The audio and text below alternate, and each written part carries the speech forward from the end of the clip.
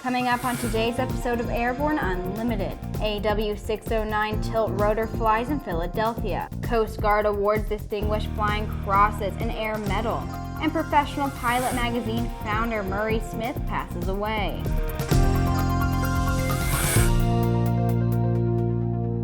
Happy Friday and welcome to the show. I'm Sophie Herlock. The fourth AW609 Tiltrotor in final production configuration performed its first flight at Leonardo's Philadelphia plant back on December 23rd.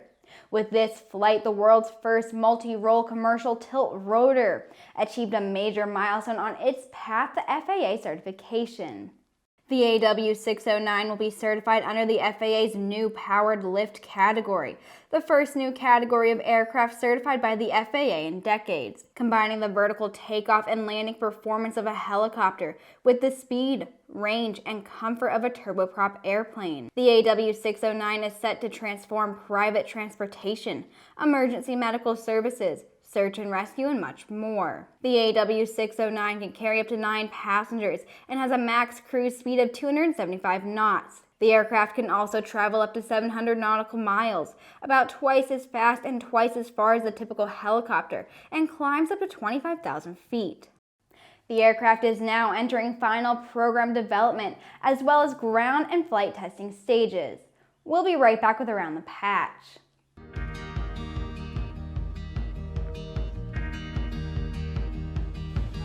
Today is a new dawn. With a new name. Un nuevo logotipo. A new factor. Und einen globalen Kundenfokus. We are Continental Aerospace Technologies, and we stand behind you.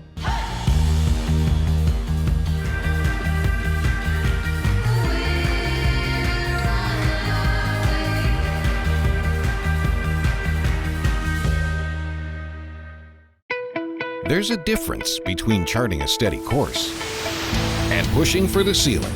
And for nearly a century, Hartzell Propeller has been defining that difference. It's in our passion for engineering and research and our dedication to testing the limits of performance. We are built on honor. We are Hartzell Propeller.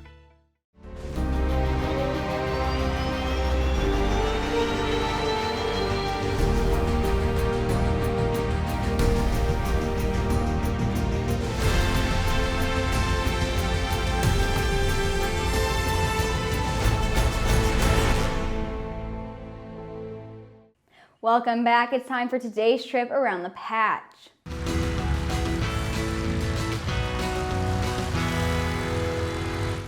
NAFI member John Mike Harden earned accreditation as a NAFI Master Flight Instructor. Harden earned his CFI in 2008, then earned his MEI in 2010 and started his own flight school, Mike's Flying Service, a year later, specializing in accelerated multi-engine training in a Piper Apache. Harden earned his CFII in 2012 and obtained A&P certification in 2014. In 2018, he celebrated hitting 10,000 hours by getting a seaplane ratings and a Piper Super Cruiser and a Grumman Widgeon.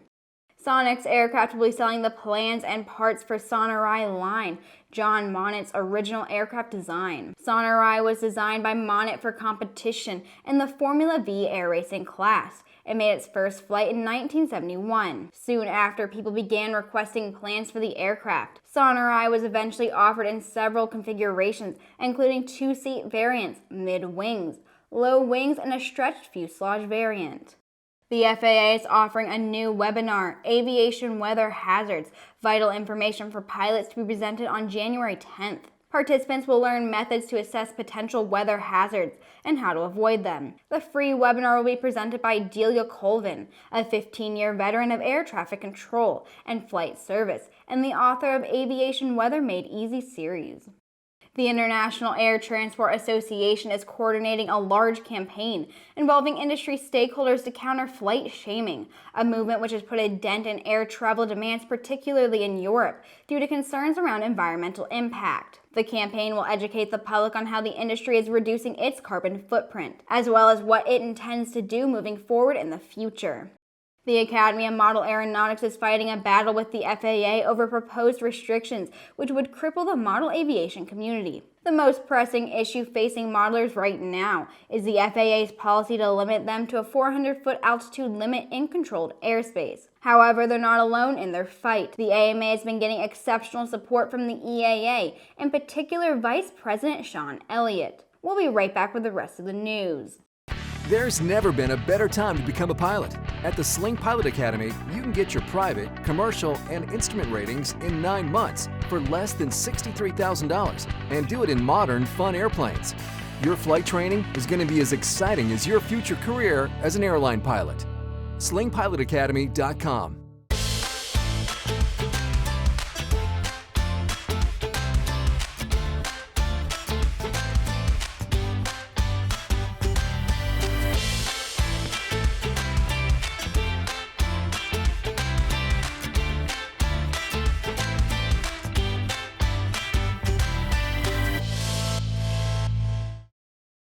The Coast Guard has presented the Distinguished Flying Crosses, an air medal to members involved in rescues during Hurricane Harvey in 2017.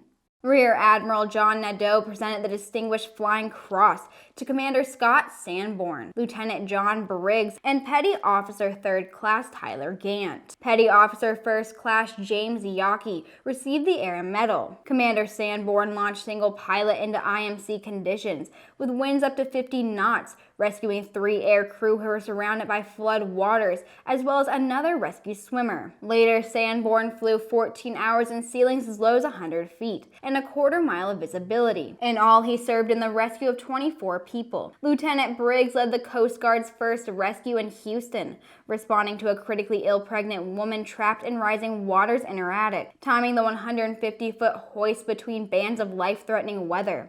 The crew placed swimmers between high-voltage power lines and 100-foot trees to reach the roof. The crew executed the historic onload of 14 individuals and 4 crew at once. In all, Lieutenant Briggs was instrumental in the rescue of 120 people during the storm. Petty Officer Gantt was the first rescue swimmer to be deployed during the storm. Petty Officer Yockey served as flight mechanic aboard MH-65 helicopters during the storm. The founder of Professional Pilot magazine, Murray Smith, passed away Christmas Day at the age of 89.